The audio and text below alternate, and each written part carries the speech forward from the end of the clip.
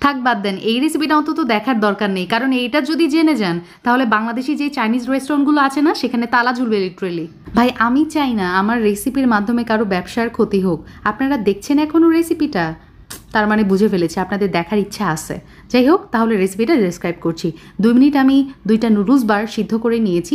তারপর একটা বোলের মধ্যে নিয়েছি 2টা ডিমের কুসুম, আরও লাগছে হচ্ছে ডার্ক সয়া সস, আমি 1 টেবিল চামচ দিয়ে দিলাম।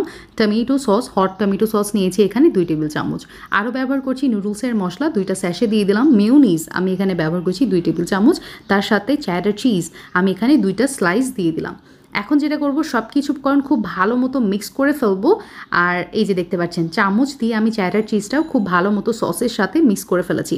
এখন চুলা থেকে মাত্র গরম করে রাখা ফুটন্ত পানি, ওই যে নুডলসের পানি, যেটা একদম বলকোঠা পানি, আমি সসের মধ্যে দিয়ে দিলাম। নুডলসগুলো ব্যবহার করেছি এখানে 1.5 কাপ মতো পানি আছে।